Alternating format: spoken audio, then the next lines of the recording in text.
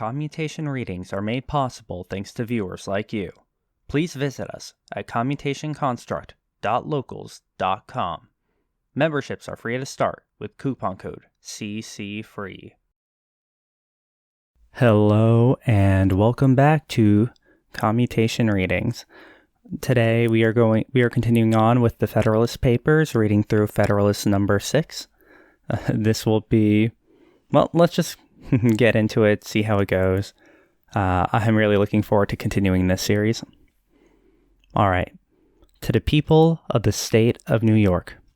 The three last numbers of this paper have been dedicated to an enumeration of the dangers.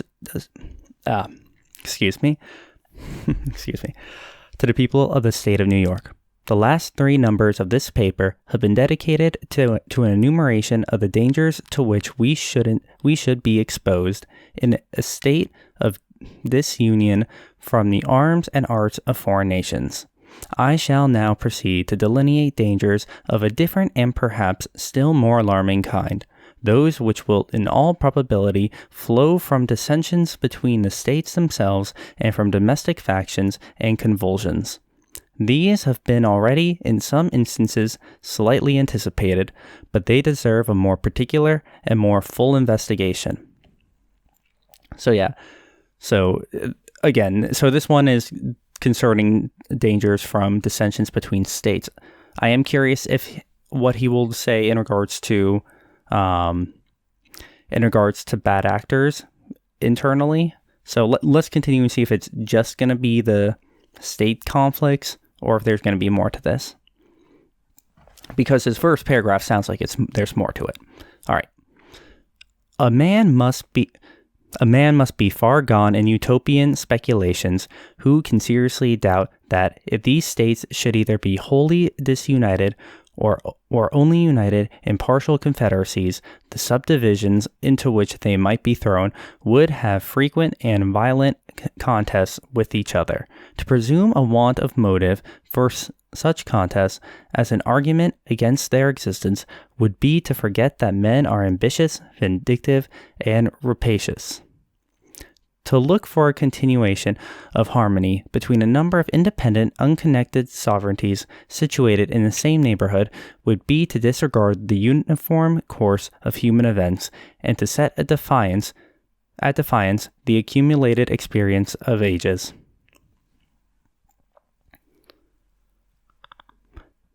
So he's essentially calling out anyone who would say that, all these different states and sovereignties can act in peace together. That would be a dream, essentially. That's a utopian ideal. It's not realistic, which is kind of funny, coming off of the past few papers. The cause of hostility among nations are innumerable. There are some which have a general and almost constant operation upon the collective bodies of society.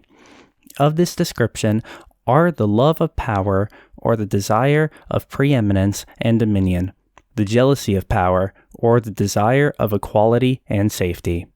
There are others which have a more circumscribed, though an equally operative influence, within their spheres, such as the rivalships and competitions of commerce between commercial nations, and there are others, not less numerous than either of the former, which take their origin entirely in private passions, in the attachments, enmities, interests, hopes, and fears of leading individuals in the communities of which they are members.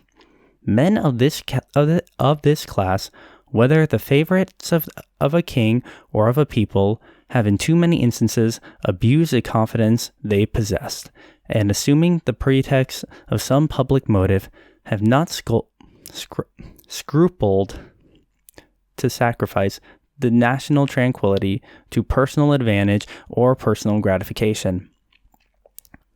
Okay, so many reasons. He's basically just listing out reasons that countries go to war with each other, individuals can drive countries to war, and other kinds of internal conflicts.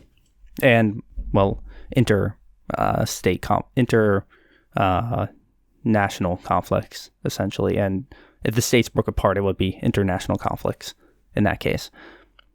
To celebrate this, the celebrated I am having a day, geez. The celebrated Pericles, in compliance with the resentments of a prostitute, at the expense of much of the blood and treasure of his countrymen, attacked, vanquished, and destroyed the city of the Samnians.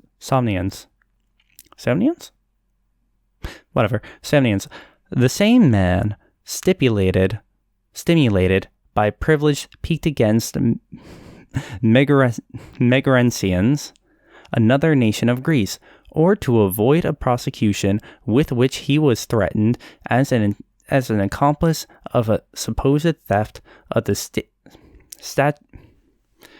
statuary Phidias, and to get rid of the accusations prepared to be brought against him for dissipating the funds of the state in the purchase of popularity, or from a combination of all these causes was the primitive author of that famous and fatal war, distinguished in the Grecian annals by the name of the Peloponnesian War, which, after various vicissitudes, intermissions, and renewals, terminated in the ruin of the Athenian Commonwealth.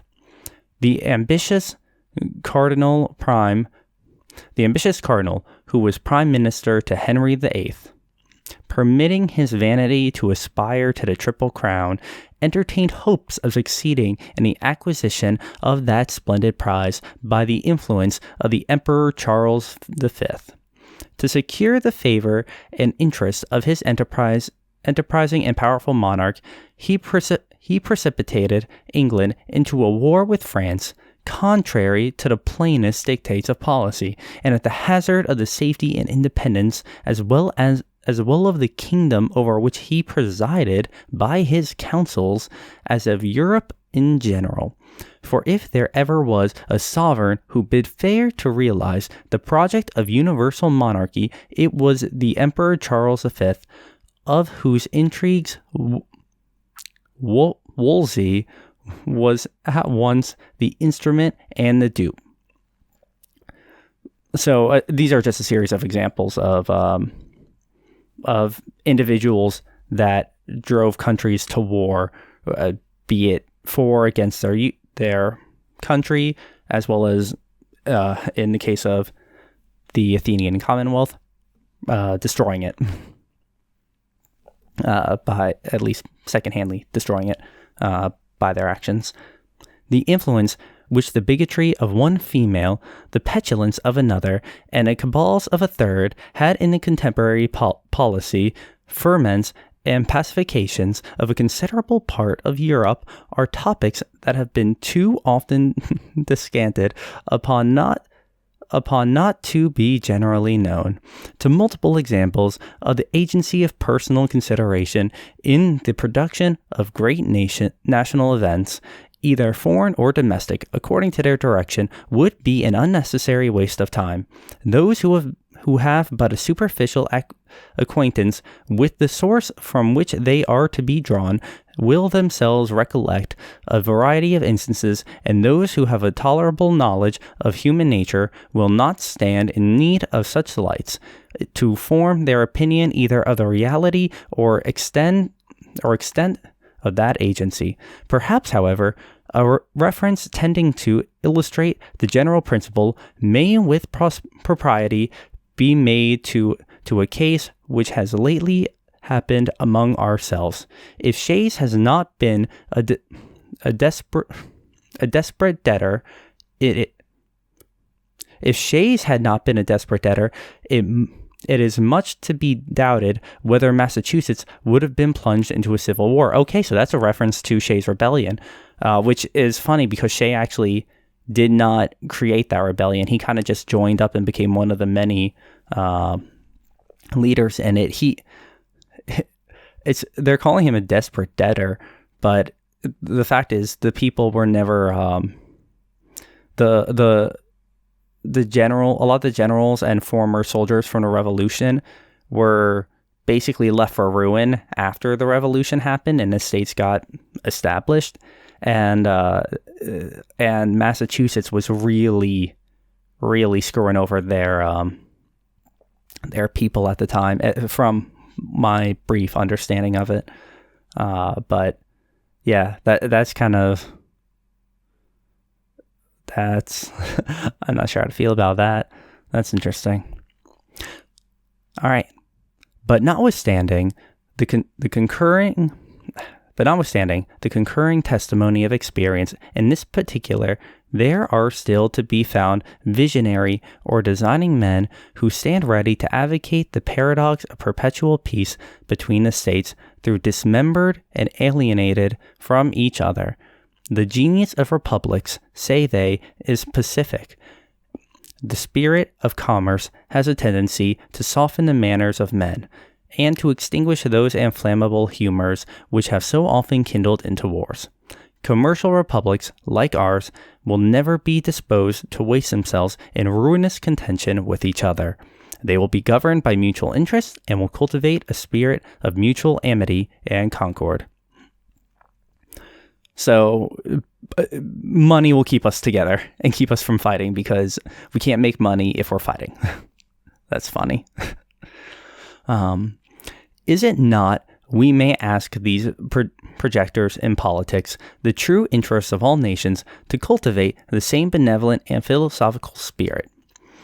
If this be the true interest, have they in fact pursued it? Has it not, on the contrary, invariably been found that momentary passions and immediate interests have a more active and imperious control over human conduct than general or remote considerations of policy, utility, or justice? Have republics in practice been less addicted to war than monarchies? Are not the former administered by men as well as the latter? Are there not aversions, predilections, rivalships, and desires of unjust acquisitions that affect nations as well as kings? Are not popular assemblies frequently subject to the impulse of rage, resentment, jealousy, avarice, and other irregular and violent propensities? It is not well known that their determinations are often governed by a few individuals in whom they place confidence, and are of course liable to be tinctured by the passions and views of those individuals. Has commerce hitherto done anything more than change the objects of war? Is not the love of wealth as domineering and enterprising a passion as that of power or glory? Have there not been as many wars founded upon commercial motives since that has become the prevailing system of nations, as were before occasions by the cupidity of territory or dominion? Has not the spirit of commerce in many instances administered new incentives to the appetite, both for the one and for the other? Let experience, the least fallible guide of human opinion, be appealed to for an answer to these inquiries. So is he interesting? So is he saying that the commerce will help, and being a republic will help to lessen wars, or not? Because it almost sounds like he's contradicting what he just said before. Though I think maybe these are rhetorical questions saying that they are actually different. So I'm just not used to that. Let's see. Sparta, Athens, Rome, and Carthage were all republics, two of them, Athens and Carthage, of the commercial kind, yet were they as often engaged in wars, offensive and defensive, as the neighboring monarchies at the same time. So yes, he was criticizing it. Sparta was a little better than a well-regulated camp, and Rome was never sated of carnage and conquest. Carthage, though a commercial republic, was the aggressor in the very war that ended in her destruction. Hannibal had carried her arms into the heart of Italy and to the gates of Rome before Scipio Scipio, in turn, gave him an overthrow in the territories of Carthage and made a conquest of the Commonwealth. Venice, in later times, figured more than once in wars of ambition, till becoming an object to the other Italian states. Pope Julius II found means to accomplish that formidable league, which gave a deadly blow to the power and pride of his haughty republic. The provinces of Holland, till they were overwhelmed in debts and taxes, took a leading and conspicuous part in the wars of Europe. They had furious contests with England for the dominion of the sea, and were among the most persevering and most implacable of the opponents of Louis XIV. In the government of Britain, the representatives of the people compose one branch of the national legislature. Commerce has been for ages the predominant pursuit of that country. Few nations, nevertheless, have been more frequently engaged in war, and the wars in which that kingdom has engaged have, in numerous instances, proceeded from the people. There have been, if I may so express it, almost as many popular as royal wars. The cries of the nation and the importunities of their representatives have, upon various occasions, dragged their monarchs into war, or continued them in it, contrary to their inclinations and sometimes contrary to the real interests of the state, in that memorable struggle for superiority between the rival houses of Austria and Bourbon, which so long kept Europe in a flame. It is well known that the antipathies of the English against the French, seconding the ambitions, or rather the avarice of a favorite leader, protracted the war beyond the limits marked out by sound policy, and for a considerable time in opposition to the views of the court. So, war. It is very natural to occur between states. All right.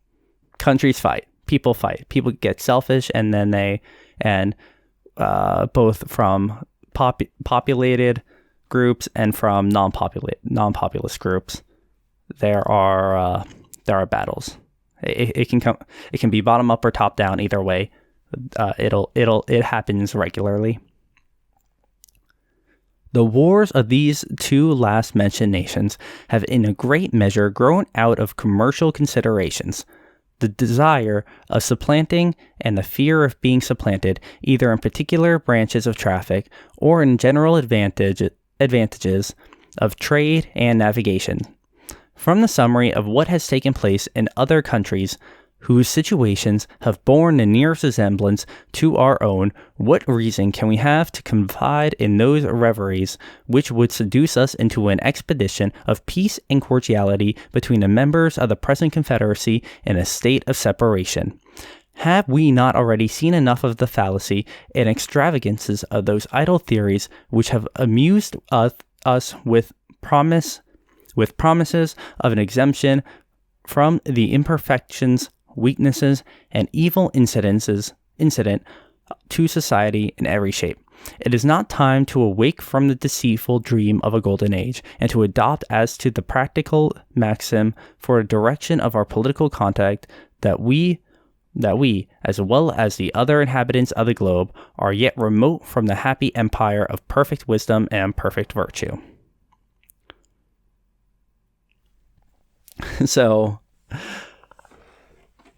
basically, we are as we've seen how it's affected everyone else. We know how it does, and we shouldn't try to convince ourselves that we are so perfect and wise as to not make the same mistakes as these other countries. And I do appreciate that this is one giant anti-war paper here too. So, I mean, I think that speaks well to a key aspect of the American ideal, that we don't want to be going into all these wars. We don't want to be going to wars with ourselves or with other countries. So I do appreciate this type of attitude towards it. Anyway, let's finish this up. Let the point of extreme depression to which our national dignity and credit have sunk Let the inconveniencies felt everywhere from the lax and ill administration of government, let the revolt of a part of the state of North Carolina and late menacing disturbances in Pennsylvania and the actual insurrections and rebellions in Massachusetts declare, so far as the general sense of mankind from corresponding with the tenets of those who endeavor to lull asleep our apprehensions of discord and hostility between the states, in the event of disunion, that it has from long observations of the progress of society become a sort of axiom in politics that vicinity or nearness of situation constitutes nations' natural enemies. An intelligent writer expresses himself in this subject to this effect. Neighboring nations, says he, are naturally enemies of each other, unless their common weakness forces them to league in a confederative republic, and their constitution prevents the differences that neighborhood occasions, extinguishing that secret jealousy which disposes all states to aggrandize themselves at the expense of their neighbors. This passage, at the same time, points out the evil and suggests the remedy. Well then, I really like this one, honestly. Finally, there is a remark as to the actual Articles of Confederation and their and about with them failing in regards to North Carolina, Pennsylvania, both having small revolts in some way, just a lack of peace or something, and then the full insurrection and rebellion that happened in Massachusetts. Though the thing about the Massachusetts rebellion is that they felt that their state wasn't treating them right. It didn't have anything to do with the Articles of Confederation, really. It was about the state not treating them right for their part that they played in the revolution, and then taxing them unfairly and unjustly as they just fought the revolution to get away from. So this feels a little misplaced, but at the same time, depending on the knowledge you had at the time, and even I am not going to say my knowledge is perfect. It definitely isn't, but there are multiple perspectives to this. So I can actually very much see how saying, okay, we're having these things, these acts of civil instability prop up. Let's try to nip it in the bud by reforming our Constitution. Whether or not that's really an appropriate response, I'm not sure, but at the very least, it is. I like that that Publius here is really getting into it. Did that bring me back to the right page?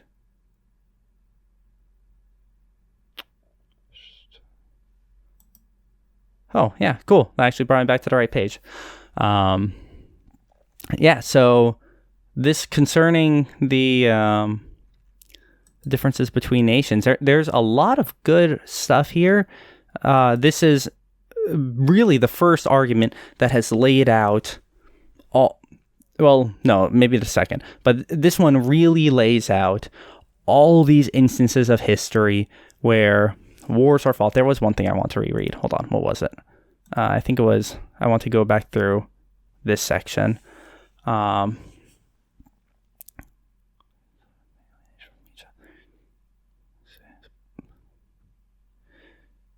Yeah. So it's weird to me that he wrote this paragraph about how people are saying that republics tend to pacify men, but then he completely dismantles it. So it was making me wonder. I guess this is a remark towards the Articles of Confederation, calling the original U.S., the Confederated U.S., a commercial republic. So it seems to me that this whole section was basically saying our republic will drive us to war, as it currently is, whether we fall apart or whether bad actors end up pushing us to go into more war will come be it from the populace or from the government. And in order to maintain our states, we need a better constitution in order to, at the very least, preserve internal cohesion. Because surely we are going to have that external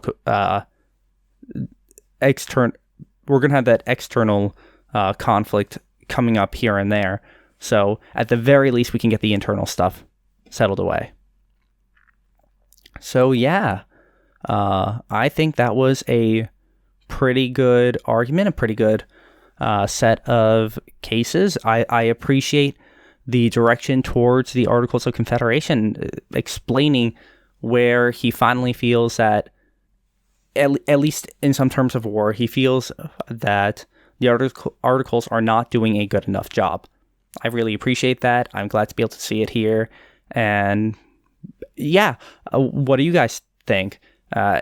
If you like it, then let me know in the comments below. If you didn't like it so much, or you thought it wasn't that good, again, leave your comment below. I would love to hear your thoughts on this one. If you like me putting out this content where I'm reading through this, giving a few of my thoughts, again, I'm trying to go through these a little quicker than I used to. I know I was putting out like 40, 50-minute videos. I'm trying to get these a little quicker. But if you want to hear, if you like having me go through these, hear my thoughts and what comes to mind, of course, I may make some wrap-up videos every so often to kind of reflect on the past set of Federalist papers I've done. I'll look at that in the future, maybe in a couple of weeks. When I get to the end of Publius's set of articles, I may go back and reflect on his, and then do it as I go through different authors. I don't think authors are all going to be back-to-back, so we'll see how it works out. Anyhow, if you like this content, give it the like. If you dislike it, you can press that button too. I have no problem with it. And be sure to follow me at commutationconstruct.locals.com. You can follow me on Twitter at commutationc, and at Minds and Gab at James Darian. I will be making a Parler soon too. So thank you for your time. I really appreciate it. And I will see you guys later. Have a good one.